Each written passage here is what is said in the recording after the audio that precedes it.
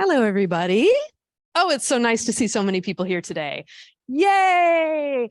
My name is Courtney Shaw, and I'm the facilitator of the Community Conversations lecture series we have here at LCC, and I'm so glad to see everybody back. We did have a snow cancellation last week, but I am very pleased to announce that we're going to be able to bring back Alexis Corey next quarter. So we get Chris Tower next quarter, we get Alexis Corey back next quarter, plus some new speakers that are going to be presenting on our series on culture.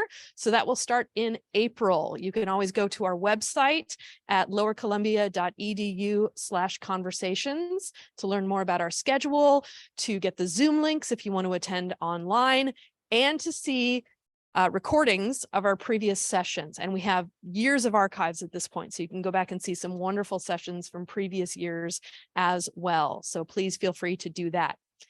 Today, I am very, very pleased to welcome the LCC Fighting Smelt debate team here. For over 50 years, Lower Columbia College has had strong and successful speech and debate teams. We take pride in our legacy and the generators of leaders who have come from our program.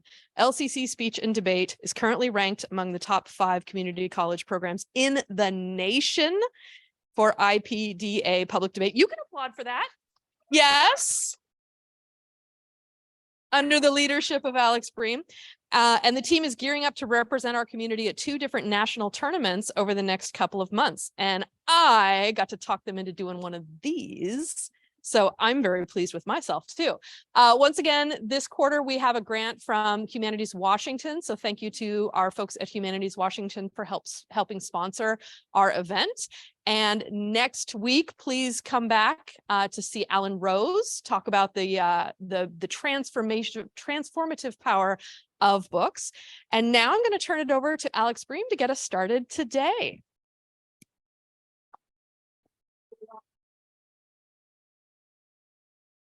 Cool. Thanks so much, Courtney. And thank you all of you for being here. We've been doing these community conversations, exhibition debates about once a year for each of the past 7 years. And I don't think I've ever seen this many people here in the room. So thanks to everybody, my students from public speaking, the TOMI folks, and everyone else. This is really exciting. Oftentimes, our student debaters don't get a chance to speak to this large of an audience. And it's actually really good preparation for us as we gear up for nationals, where the audiences get larger and larger. I do want to talk more about our team. I also want to make this not so much about me and more about our students. So I'm going to try to make this somewhat brief and turn it over to the main event. For starters, though, before we get into the debate, I want to start with a vote. Something that we always like to do with these debates is get a sense of where our audience stands on our issue before we talk about it. And then again, get a sense of where our audience stands on the issue after we talk about it. So our resolution that our student debaters are going to be focusing on today is what is pictured on the screen. Popular romance novels should be considered good literature. We'll hear affirmative arguments and we'll hear negative arguments. But right now, what I want to know is what you already think about this question. Should popular romance novels be considered good literature? So what I'm going to ask you to do is to actually vote. There are 2 different ways you can vote. One is by text and the other is by the internet. So if you want to vote by text, text the phrase LCC Smelt 294 to the phone number 37607. After that, you'll be prompted to send a follow-up text. The follow-up text, you can respond with just the letter A, B, or C, where A means yes, romance novels should be considered good literature. B is no, they should not. And C is I'm unsure. And I want to take this moment to say it's okay to not be sure. We haven't talked about this very much. We haven't educated anyone on this subject. So if honestly right now you are feeling unsure, by all means, answer letter C. You also have the opportunity, as it says at the bottom, to vote online by going to pollev.com. That stands for poll everywhere. / I don't know which way that slash is going, LCC Smelt 294. So whichever way you go, please do vote. I'll be checking in to see what that pre-vote looks like. But I want to get people going with that process as I continue talking a little bit about our team. So I'll leave that on the screen for a little while. One last thing I'll say about that. This is totally anonymous. No one is going to see your name or your phone number attached to your vote. So please just answer honestly the way that you're really feeling right now. We're just trying to get a feeling for what you're thinking. Any issues so far? Seems like this is working for people. Super cool. Hi, I'm Alex. Great idea. Hi, I'm Alex Brame. I teach communication studies here at Lower Columbia College. This is my 7th year with the program. I also have the great privilege of being the director of forensics, which is a big fancy way of saying I coach the speech and debate team. We have a really exciting team this year, some really talented, hardworking students. Yes, I'll introduce myself, but I really do want to make it all about them. So hey, let's talk about the team. I'm going to take this away. Sorry, I hope everyone's had a chance to vote. Let's talk about the Fighting Smelt. We do call our team the Fighting Smelt. That is not the Lower Columbia College mascot, but it is our team's mascot. And you know, the smelt, for those folks who are not from our region, I know we have a lot of international guests today. The smelt is a funny little river fish. It's honestly a little bit pathetic, but we are Fighting Smelt. It's a perfect mascot, I think. It is an homage to the region that we represent, and it really, I think, adequately represents the scrappy fighting spirit that our competitors bring into rounds of debate with them. Our team, as Courtney mentioned at the beginning, has a legacy that dates back more than 50 years. The first intercollegiate speech and debate program at LCC, or at least the one that is consistently running, started in 1968. And for 40 of those years, our very consistent and amazing coach was the late Mike Dugas. We have now named our tournament after him. So our tournament that we host every year is the Dugas Smelt Classic. And we're just really proud to continue on that legacy. As Courtney mentioned, we've received some recent accolades. We are within our Northwest Forensics Conference, which represents all of the schools in Oregon, Washington, Idaho, Montana, Utah, and Alaska. We were named as a silver medal program. So of all the community colleges within that region, we basically slot in among the second best. We're trying to get back to that gold medal level for next year. But really interestingly, really excitingly, in IPDA debate, this is a public form of debate that we primarily prioritize within our program. We are currently ranked among the 5 best community colleges in the country. We'll be traveling to IPDA Nationals in just a few weeks. And honestly, our ambition is to win. We think that we are at that level, and it's going to be hard, but that's really what we are striving toward. The idea behind public debate is we don't want it to be super jargon heavy. We don't want it to be super technical. We are performing our debates as if our audience is the public. So we want this to be understandable. We want normal people, whatever that means, to understand what we're saying. I've seen other forms of debate that are unnecessarily fast or unnecessarily technical or unnecessarily jargon heavy. And that's not what we're doing. We don't think there are as many real world applications of that format of debate as the public form of debate that you're going to see today. Let's see, what else do I want to say? The current team consists of lots of students, depending on how you measure it. We have had 21 different LCC students be part of our team at some point by attending at least one team practice. We've had 14 students who have actually entered in tournaments and competed on behalf of Lower Columbia College. That group of students includes quote unquote traditional students who have come right out of high school into college, as well as our high school running start students. We have high school juniors and seniors on our team this year, as well as international students, as well as students returning to college after some time away. And it's really cool that we can provide that opportunity for our students here at LCC. We have 10 students who are going to be competing at a tournament in 2 days. We'll be driving down to Lewis and Clark College in Portland. And so we have, depending on how you measure it, somewhere between 10 and 21 students on our team. You're going to hear 4 of them debate today. But I also just want to really emphasize that this has been a full team effort to make this debate possible. So let me introduce the team. Today, you're going to hear 2 sides, the affirmative side and the negation side. And representing the affirmative, we are going to have 2 excellent speakers. First, you're going to hear from Tonglakpalor Shantolga. Tungana is, with all due respect to Felix Stut, one of our students from a few years ago, the most successful international student we have ever had on our team. She has had success in a wide variety of categories, including advancing to final rounds and placing among the top 3 in persuasive speaking, impromptu speaking, extemporaneous speaking, informative speaking, and IPDA debate. Really sort of stunning how well Tungana's success has been diversified across all of those categories. Also representing the affirmation will be Cameron Ritchie. Cameron is perhaps the MVP of the second half of the season on our team. He really came out of the gate strong in January, had an incredibly successful tournament here on our campus in January, and has continued that momentum moving forward.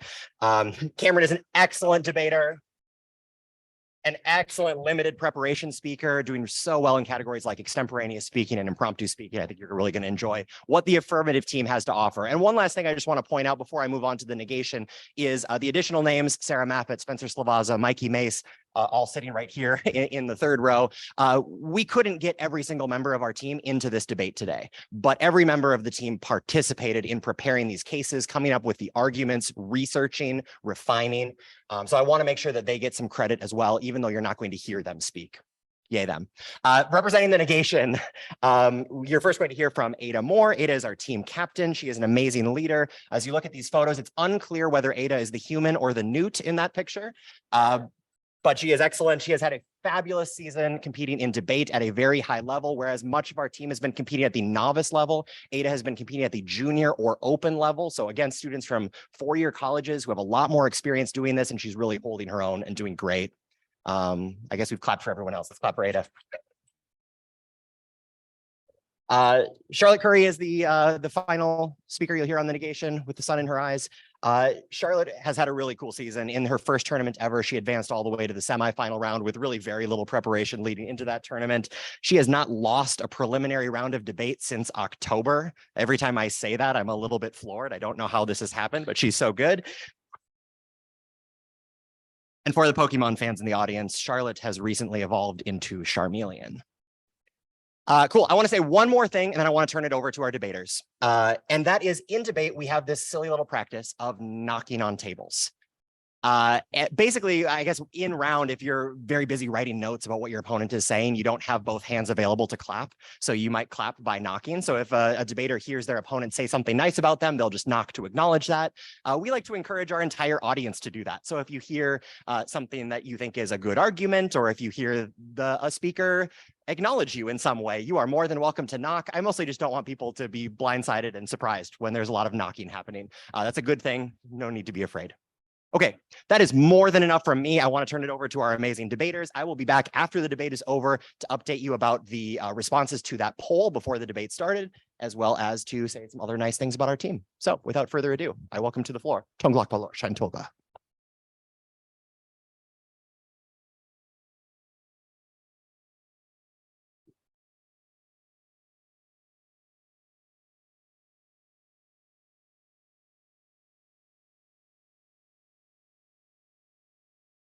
Okay.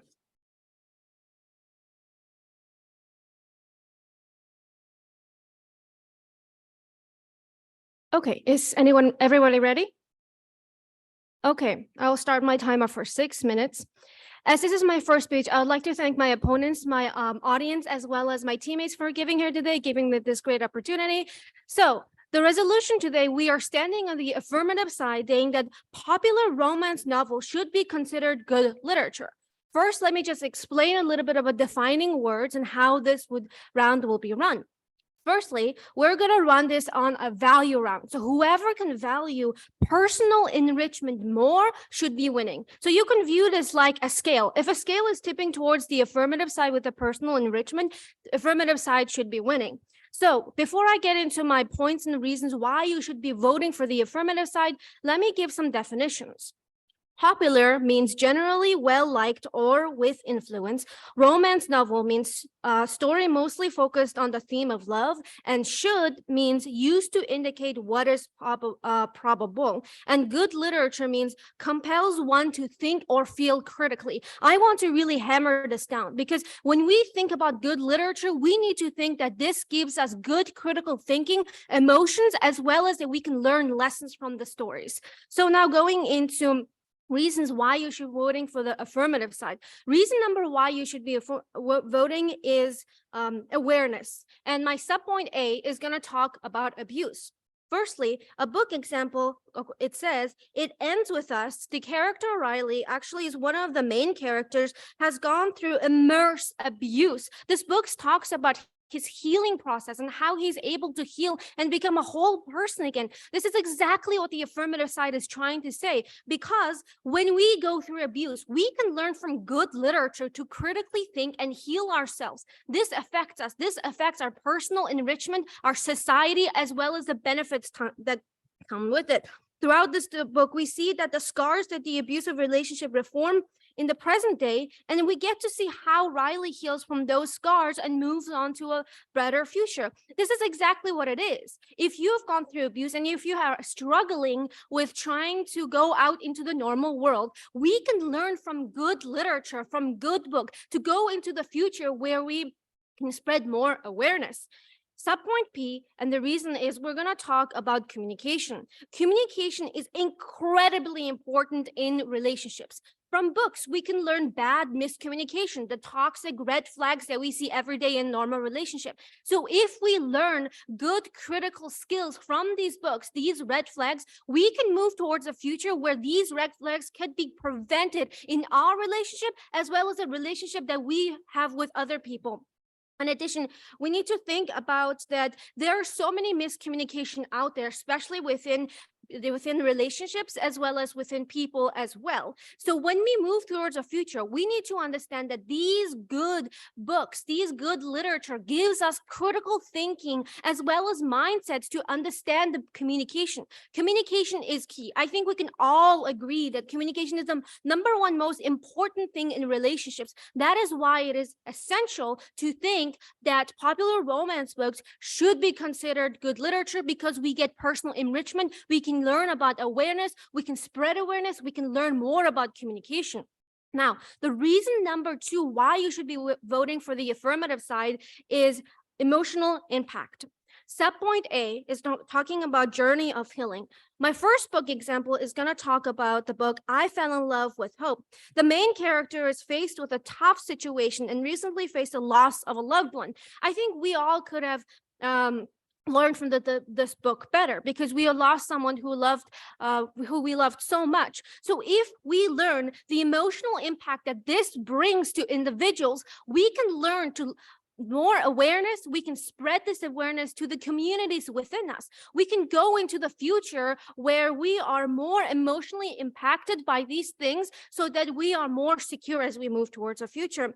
Through the story, we get to see the main character cope with the loss of the dear loved one and the journey on healing, not only to deal with their situation, but the hole in their life and the death of their loved ones. We can all learn a little bit more about the books that provide us. In addition, Subpoint B is going to talk about happy endings. We see from books that books have happy endings, and we want happy endings in our life. If we don't see how happy endings are achieved in books, how are we supposed to have happy endings in our life when we go towards the future? We all want happy endings. We can learn from the journey that the main protagonist as well as the characters went through. We can see this and see it as a personal enrichment as we move forward. We can see this communication, this abuse that happening in normal books, so that as we move forward, we can see that these red flags are actually, we know what it looks like, so we can actually protect ourselves.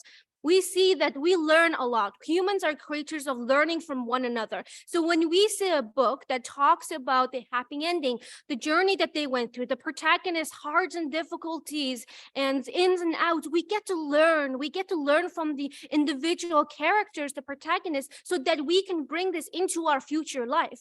We all have been there, right? We've been in a toxic relationship, or we've seen people who've been in a toxic relationship. So if good romance book is considered good literature, it should be given individuals the liberty to be able to personally enrich themselves. And that is exactly what romance book gives. It gives awareness, that gives communication, and so much more. And now I open myself up for questions for the negation team.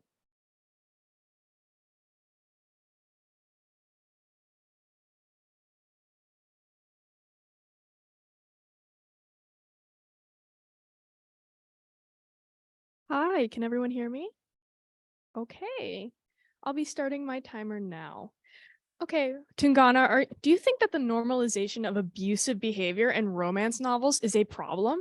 It's a problem, but it's a problem that thank you. exists. It's a problem. Let's move on to our next question.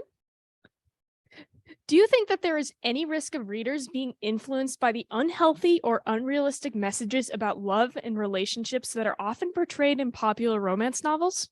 Not every book portrays these difficulties. We can actually learn from it as well. Do you have any examples?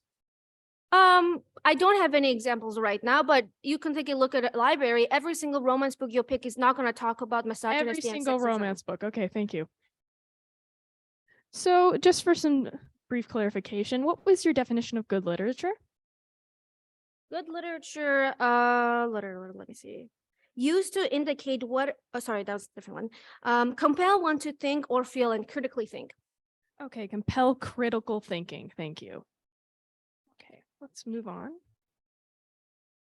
In your first contention awareness, subpoint B communication, you say that these romance novels show us bad communication. How does that actually help people if it's not normalizing it?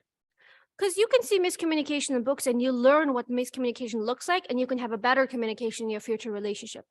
Okay, so it shows how you can have better communication in your future relationships. Okay, so in your second contention, subpoint B, happy endings, you say that if we don't see happy endings in books, how can we know them in the future? Do you think that people aren't happy if they don't read? Say it again? Are people not happy if they don't read? No, I'm not saying that. It's just that you can get examples, and I want to heavily emphasize that you can learn from the characters and what they've been through. Do you think that happy endings can also happen in books that aren't romance novels? Yes, but today resolution clearly states romance. Okay, thank you. I believe that's all my questions. I will be talking later.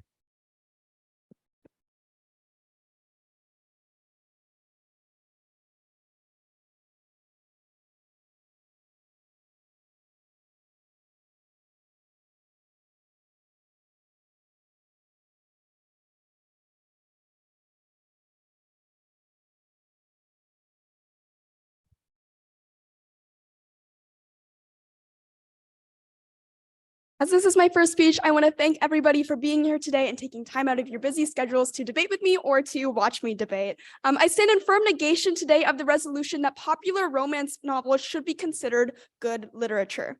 The definitions given today seem to adequately sum up what we are focusing on in this round, with one exception. The affirmation provides the definition of good literature to be something that makes you critically think or feel something.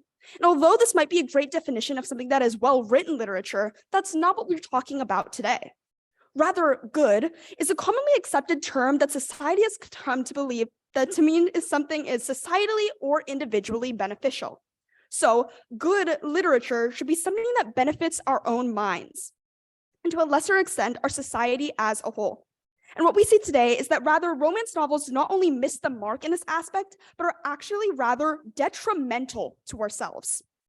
So what we should be valuing today is not solely based on personal enrichment, but the benefits and cons to us individually and as a society. With that in mind, let's get into why romance novels are not good literature. From lack of intellectual stimulation, a normalization of abuse and misogyny, and finally, psychological harms. First, lack of intellectual stimulation. Romance novels should not be considered good literature because they do not push our ways of thinking. As my opponent said, critically think. According to Renaissance Learning in 2019, when they analyzed the reading levels of over 20,000 popular romance novels, they found that most were at or below the reading level of an average 5th or 6th grader. This finding suggests that these novels do not provide intellectual stimulation for adult readers and do not cause us to critically think. According to romance author Sarah Wendell, the vast majority of romance novels follow a predictable structure and employ formulaic language and character types. This genre is built on the promise of a happily ever ending, and readers know exactly what to expect. Next, I want to talk about normalization and specifically abuse. Although my opponent tries to make the case that romance novels try to draw awareness to problems such as miscommunication and abuse, the reality is that romance novels instead normalize and even romanticize these toxic relationships. For example, Jane Eyre is the story of a toxic relationship between a middle-aged man and a girl in her late teens. And although the book should serve as a warning to the readers, I agree. Instead, the toxicity is romanticized. My opponents focus on anecdotal or personal experiences surrounding these topics. I want to focus on real, reputable sources and statistics that show no, these pieces of literature do not serve as a warning. They encourage domestic violence, pedophilic relationships, and rape.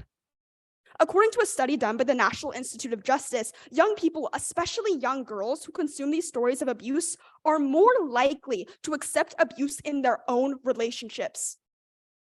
Next, from the National...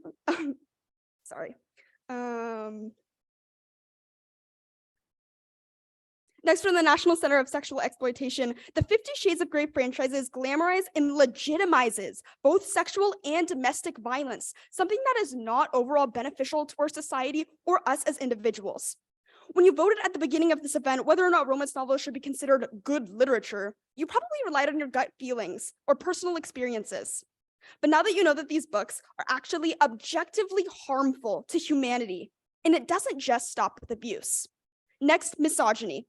A 2014 study published in the Journal of Popular Romance Studies found that most romance novels reinforce gendered power dynamics, such as the idea that men are just naturally aggressive and women should be passive.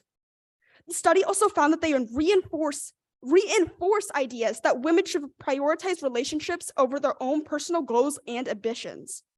Don't ignore this fact when you consider this question again today. Are you going to stand by publications that perpetuate ideas that women are only good in the kitchen or you can't be raped by your husband because you initially enjoyed a steamy romance? Next, I want to talk about long-term psychological harms. According to the British Medical Journal of Sexual and Reproductive Health, romance novels have unrealistic expectations that they force upon readers. Romance novels offer an idealized version of romance, as they put it, which can make some women feel bad about themselves because their relationships do not match up. Again, according to the National Center of Sexual Exploitation, the 50 Shades of Grey franchise sends the message to women that they can fix violent, controlling men by being obedient and loving with these happy endings that we see in the book. These types of beliefs persuade abused women to stay in these destructive relationships, leading to depression and mental illness. Again, when I think of the word good, I do not think of causing depression, encouraging abuse, and causing deep psychological harms on readers. Next, I want to talk about how they influence decreased condom use. The Huffington Post tells us that studies show only 1 in 10 romance novels mention condom use. And in many novels, the heroine rejects a condom because she does not want a barrier between herself and the hero. This is incredibly worrisome, considering there is a direct correlation between reading romance novels and the negative attitudes towards condoms. Overall, if women feel constantly undervalued in their relationships, they can develop depression and other mental illnesses. If readers are less likely to wear a condom during sexual intercourse, the likelihood that they will transmit STDs skyrockets and pregnancies will become more common. This is especially worrisome when we consider the statistic from the Huffington Post that 70% of romance readers start reading romance novels between the ages of 11 to 16. So, do the harmful aspects of romance literature outweigh the benefits? Romance novels normalize abuse, a heinous and despicable cycle of power and control that leaves victims feeling helpless, scared, and alone. It is a dark and terrifying reality that no one should have to endure. But yet, we've seen through these statistics that although these books might aim to bring about awareness to this evil, they result in encouraging it. Data doesn't lie. They reinforce harmful stereotypes, and they have poor psychological effects on readers. So, good literature is something that makes an overall positive impact, but romance novels just don't. My opponent wants to make me out to seem like I'm against all forms of romance entirely, but that is simply not the case. I encourage the creative endeavors of humanity, including good literature. But as we've seen, romance novels simply don't cut it. They are objectively detrimental to readers. Thank you.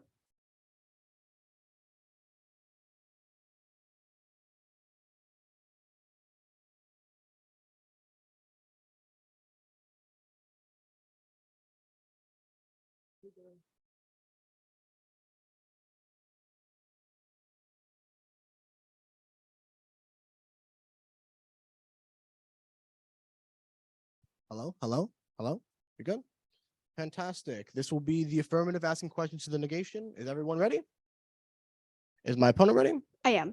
All right, fantastic. I will begin now. So your argument was amazing, but I do have a few questions. Do all books have to be intellectually stimulating to be considered good literature? No, but your definition was something that causes you to critically think and feel something. But doesn't this completely ignore the part about emotional impact?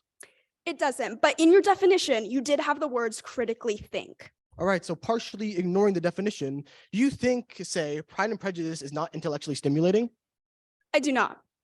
Curious. And then another question that I have is that, are you suggesting that an entire genre of books must be considered good literature because some of them, or must not be considered good literature because some of them have problems? No, but most of them do. And then don't all book genres have problems? That's true. But what we've seen today that romance novels are out of the ordinary in this fashion. Are you sure about that? Because high fantasy actually has a bit problem right now about no representation.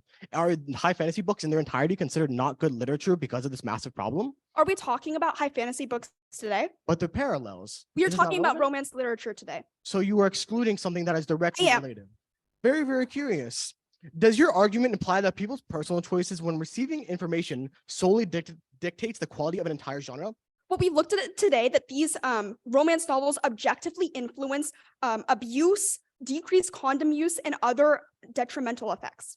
So then when you're saying these things are detrimental, are you implying that giving awareness to abuse and helping communication is detrimental? As we've seen today, they do not give an awareness, they actually increase this. That's curious. That will conclude the cross-examination. Thank you so much.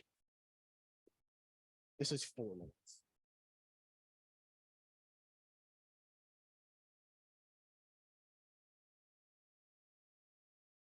Yeah.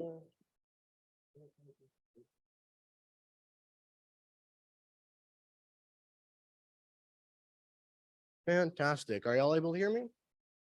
We good? All right. This will be what we call the double speech. This is the affirmative refuting everything and trying to bolster their own argument. I will begin the argument now. So while my opponent had made some fantastic points in her argument or in their argument, there are a few flaws about this thing. One of the things is the definition that they provide completely invalidates the fact of emotional impact. Romance novels aren't supposed to be or aren't categorically meant to be intellectually taxing. When they mentioned the reading level or the Lexile levels of these books, do we genuinely think that all romance novels are all books that are supposed to be about the story of characters, about the growth of these characters, and about the emotions that these go through, the highs and the lows and everything that they endure, their journey to healing and their journey through life is supposed to be as complex as something like Shakespeare? Something that would actually tax our brain to read, something where we have to look at complex words and complex problems like philosophical questions. Is this the purpose of romance novels? Absolutely not. I don't think a single person in this room had come in expecting that romance novels were something to challenge you philosophically, that were to challenge you intellectually, that were to challenge you with all these daring questions, all these daring thoughts. So we shouldn't be only basing this off of intellectual taxing, but rather something like inner and outer reflection, which as the affirmative case is presented, is happening.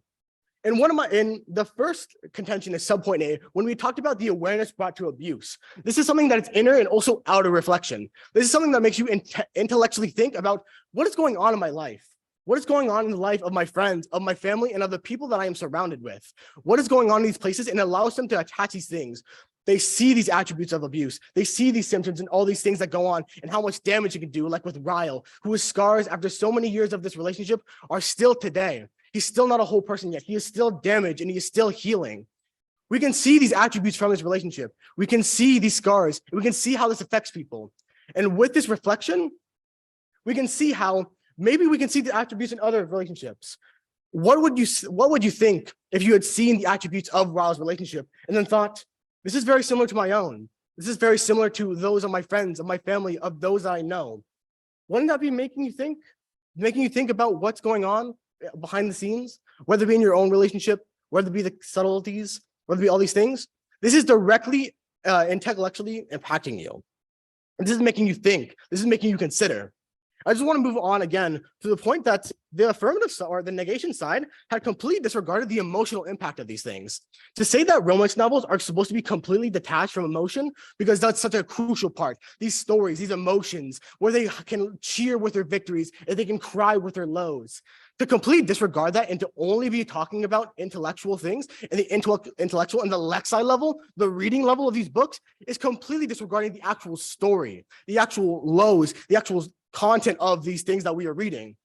To only summarize, to say that these aren't allowing us to question things in our own life, to question our experiences, just because they're not complex, is silly and profound. Something that my opponent had also stated was that just because a few of these books have these problems, means that the entire genre is considered bad. But I want to cross-apply this to something like high fantasy, which my opponent had said like cases of misogyny. But high fantasy has the instance of no representation in like most of high fantasy. And so with this logic, are all high fantasy books considered not good literature? No. We all know that there are amazing pieces of literature, like Lord of the Rings, and so many different things that have survived tens of years that we can call by name, that even though we've never watched it or never even looked at that too much, we know these things and we know that they're considered good literature, despite these things not or having these problems in these genres. To summarize an entire genre, an entire work of human creativity and of human literature, to call them all problematic just because they all or some of them share one problem is silly. To call them bad literature because of this problem that not even all of them share is profoundly silly. This should not be something that you should be considering, and you should be voting for the affirmative today.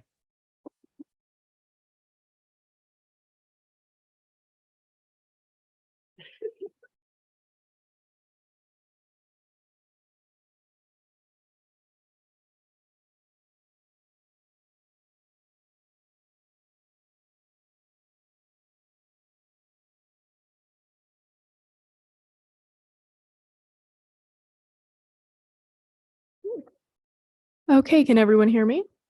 All right.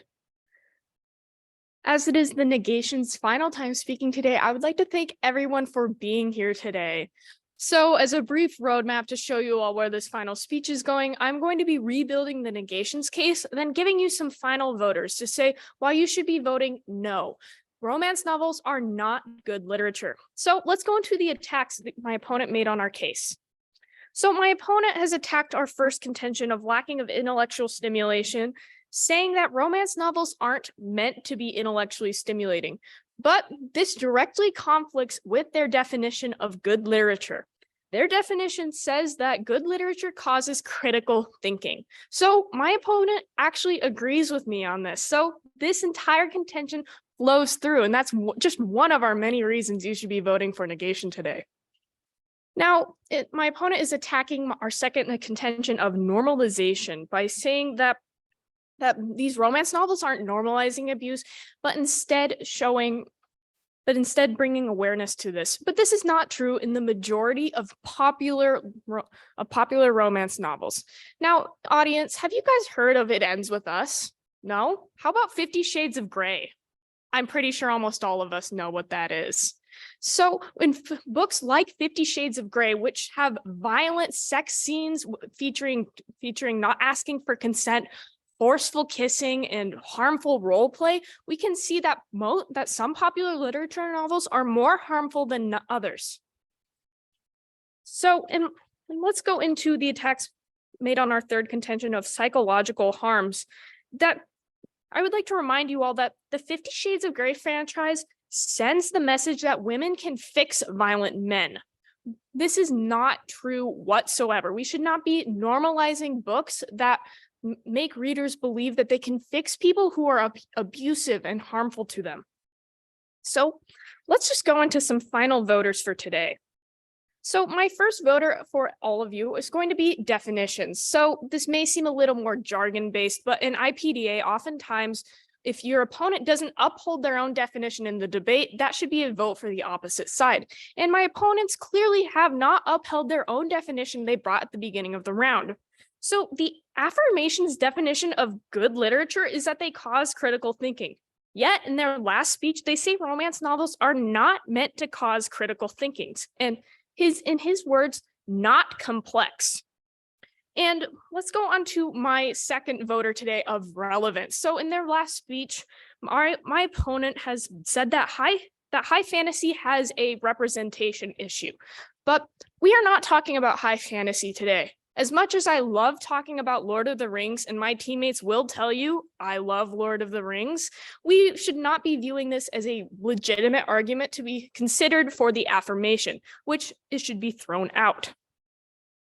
So my third and final voter for you today is on balance. So on balance, the harms of romance novels outweigh the benefits. We have seen that the normalization of abuse, the lack of intellectual stimulation, and the psychological harms, not to mention decreased condom usage. So we can see that clearly that the harms outweigh the benefits. So if you have the scales of justice in front of you today, you can clearly see that the scales are weighing in the negation's favor. So with all of that, you should be voting no today. No, romance novels should not be considered good literature. Thank you.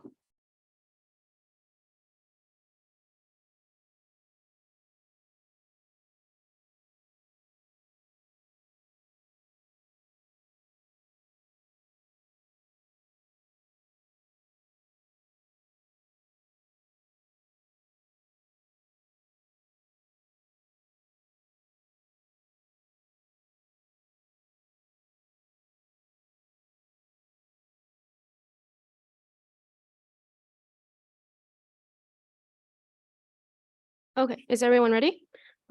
Okay, I'll start my timer for 4 minutes.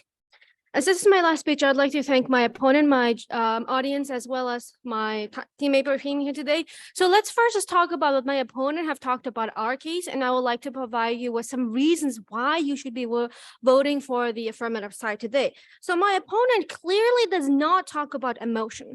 As I have stated in my first speech, I have told that these two books that I have brought out empower women. It gives women to see the emotions out there so that they can actually prevent themselves from these. But my opponent does not talk about anything that is correlated to emotion, specifically when these topics are talking about. So that is why you should be voting for the affirmative side. In addition, as my teammate have also said, to generalize every single book, a bad problem that is just absurd, out of this world. No.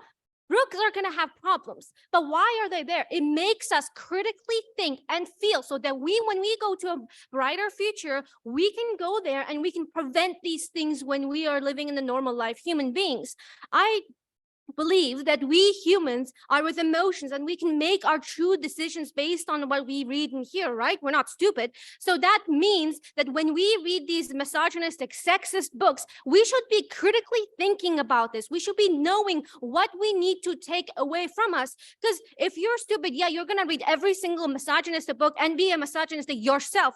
That is why you should be voting for the affirmative side, because we are critical thinking human beings, and good romance and good literature truly does bring out these personal enrichment that we are seeking in romance books. Thank you. So moving on, my opponent have also talked about how these romance books talk about, my teammate also talked about the romance book is not supposed to give you this Oxford Dictionary mind-blowing things. It's supposed to make you as personal beings enriched by the books that you read, and so in the future you can prevent these red flags. I think we all know we've been in a red flag relationship, or we've seen people who've been in a red flag relationship. So if we see this miscommunication, this emotional impact, as well as all these difficult things that these books are talking about, we can move towards a future where there's no red flagless, is that even a word? Red flagless relationships. And we can help the people around us. We can help even ourselves. That is societal well-being. That is individual enrichment that I am trying to really hammer this down. So moving on to some voters, meaning that reasons why you should be voting for the affirmative side is, number one, not all romance books are bad. Let's agree with this. We can agree with this, right? Every single book that you pull out that are romance are not going to have this difficult problems. So that just does not make sense. So what is it? To generalize every single book, it is just absurd, out of this world, and that should just flow straight through. We need to understand there's going to be books that talk about misogynistic sexism, and there's also books that are good. It is our intellectual human being rights to be able to take a look at these books and critically think of them and bring them to our own future relationships. Secondly, the reason number two why you should be voting on our side is awareness. We need to spread more awareness that there are toxic, misogynistic people out there. So in order to spread this awareness, we need books that talk about, make us critically think. That is why good romance books should be considered good literature. And the last reason why you should be voting for the affirmative side is communication. Let's agree. Communication is the most important thing when it comes to our relationship with others. So if we see miscommunication in books and other things in romance novels, we can actually see what miscommunication looks like, what bad communication looks like. So when we move towards our own relationship or with our friends and families, we can spread more awareness. To generalize that every single book is going to talk about bad things and things like that, we are human beings. We're not stupid, which means we can critically think, evaluate literature, romance book, and spread awareness for the future ahead. That is why I think you should be voting for the affirmative side. Thank you.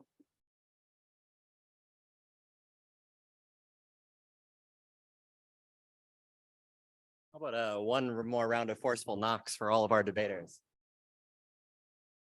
All right, y'all, I'm trying to be very aware of time. It looks like we have about 5 minutes before we're going to get kicked out of this room. So I want to make sure that we have a chance to wrap this up. And specifically, the most important thing we need to do is vote again.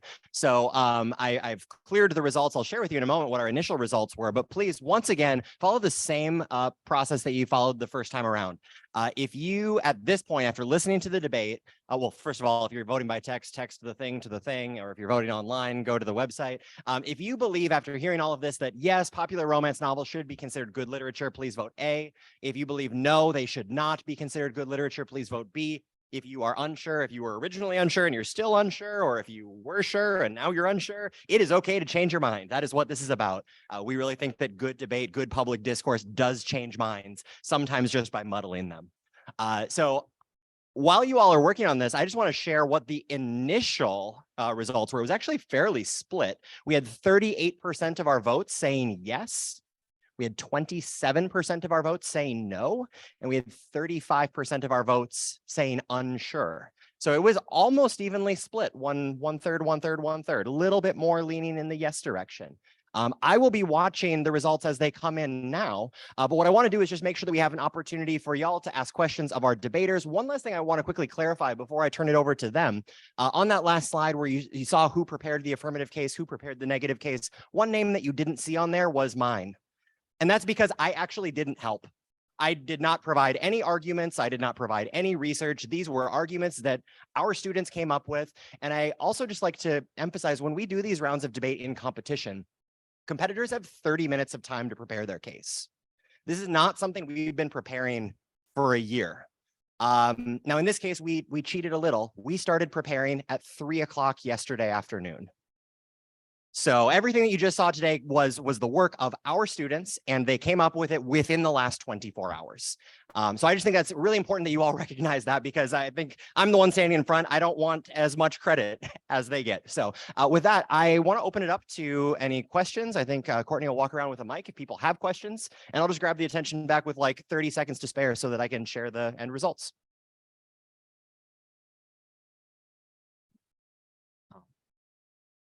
In debate, how important is the definitional terms, generally speaking? It is very important because I have won rounds based on definitions, and I have also lost rounds based on definitions. For example, I thought a girl said that that we would be able to breathe on the moon. And the judge was like, no, she did not say that. And I was very upset.